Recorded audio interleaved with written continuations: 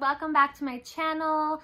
Thank you so much for being a part of my audience, and I hope I'm continuing to provide you great support as an entrepreneur, mompreneur in e-commerce, dropshipping, or what have you.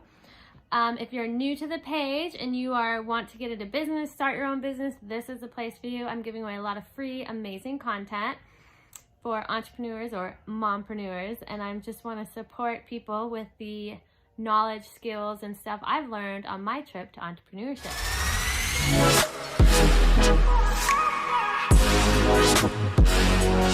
Somebody was asking me today, she has great ideas, she's very creative, and I just got in this wonderful conversation with her at the nail spa, right? About her daughter too and how they're interested in entrepreneurship, and they didn't even know how to get their business license.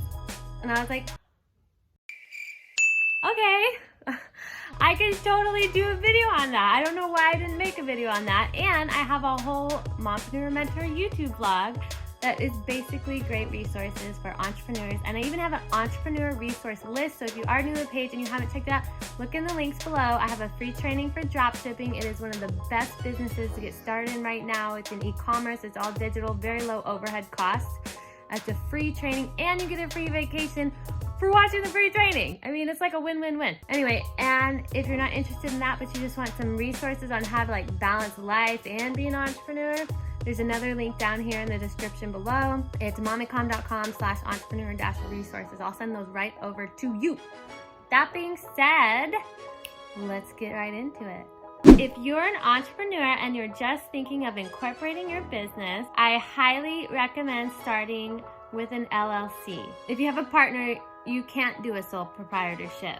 So that means that you would want to either split it 50-50, or based on who will be doing how much work, you can split the equity of the company however you want in an LLC. If you are very successful later and for tax reasons it becomes necessary to become incorporated, it's not that hard to ask your tax guy or a specialist to basically transfer your LLC and then roll it over into an S Corp. S Corp is really great, it has great tax benefits. So I recommend doing that as soon as you can.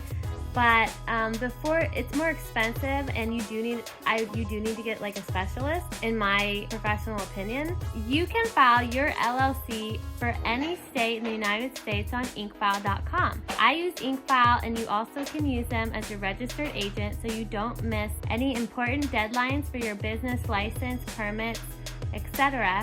And they stay in touch and make sure you stay updated. That is really good for someone who's just getting into business and doesn't exactly know what to do about getting a business license and doesn't want to do it themselves or pay a lot of money for a specialist to create the structure of their business. Now, that's mostly for small businesses. So if you're a startup, you really might want to, and you're going to do a corporation, you should seek legal help from an incorporated, lawyer who can look over your articles of incorporation, which they will give you when you sign up, and make sure that everything is set up so you're protected. Because if you're a startup and you're gonna have investors coming in, there's a lot of stuff you have to know. Slidebean has a lot of really good information on that, and on their videos, they might be on my entrepreneur resources playlist. So I do have a playlist on my channel here.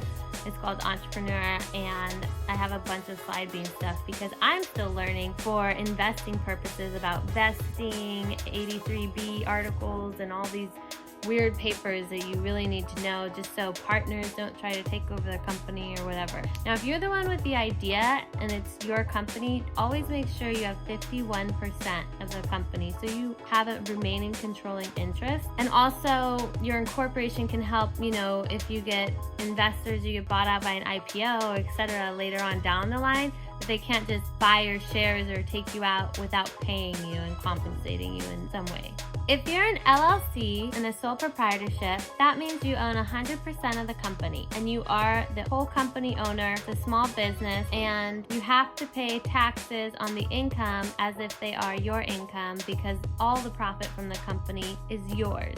So I recommend IncFile. I really like IncFile. They have great customer service. They can work in all 50 states, and you can pick a state that has lower filing fees. You don't actually have to file your business in your state, and you actually don't have to pay taxes unless you're in the state nexus and you have clients buying physical, tangible properties from you in that state. Very, very interesting. And so I usually like to go with like Nevada or Oregon or somewhere where it doesn't have state tax, Rhode Island or whatever, and you just get a registered agent or a mailbox to the state, and then you're good to go. And you have to have that business license. The reason you need the business license and the LLC is really for tax purposes. So you get an EIN, your employment identification number. So if you need to hire someone, you can get employees. All of my employees are overseas, so I just put them as like 1099 people, consultants, whatever, outside contract work, because they're all in the Philippines. So I don't have to give them benefits. It's actually really, really awesome if you can keep employees on 1099 as a business. But then again, it's not so great for the employees because, they're not getting benefits. Kind of a catch-22 between being a small business and then growing to like a corporation where you want to have great corporate culture and offer your employees a lot of things. But the EIN is very important. You also need your EIN to get your DUNS number. I do have a video on getting your DUNS number. So if you don't know what that is, it's basically like how they track your credit rep for your company. It's your credit score in a nutshell. I still can't even wrap my head around like why we need that, but if you're a female company, for all you mompreneurs, it's actually really beneficial because the government will actually grant a lot of money to female founders a lot because we're a minority and they like to, fund minority groups. Go USA! Anyways, if you watched this and got value from it, please click the button below. If it was absolutely horrible, please tell me so I can work on my skills. I mean, today I'm kind of off, but I hope you understand what an LLC is. It's a business license. It gives you the authority to do business. Without it, you're illegally doing business, okay? It's very important. You need an EIN number for your tax purposes. You need an EIN to open your business banking account. You need an EIN for your DUNS number. You need an EIN, you need articles of incorporation, and it's just very important, okay? And like I said, you can easily roll over an LLC into an S-Corp later down the line when you're really successful and you want to benefit from the better tax implications of being an S-Corp, okay? Or you can even have a holdings group. Say you grow bigger and bigger and you diversify your business and you have like multiple businesses, you can get a holdings permit. I mean, there's just so much that goes into it. I wanted to keep this video simple, but I feel like it's gone way out there at this point. You can also use your EIN to do a DBA. So say you incorporate under your LLC under your first and last name LLC, but you don't want that to be the name of your business. The name of your business is like, Christie's Creole Kitchen.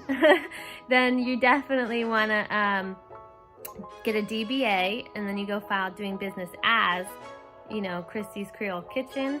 But then when people, it gives you kind of this veil of people actually looking up your business because they see you as a DBA. They don't know the actual legal name of the company. It creates kind of a nice barrier between the customer, not to be like rude to customers, but sometimes people will like personally attack businesses, so it's nice to have your LLC not be the exact name of the company at the same time. So keep that in mind when you're filing your LLC. Don't worry too much about the name, just get a DBA.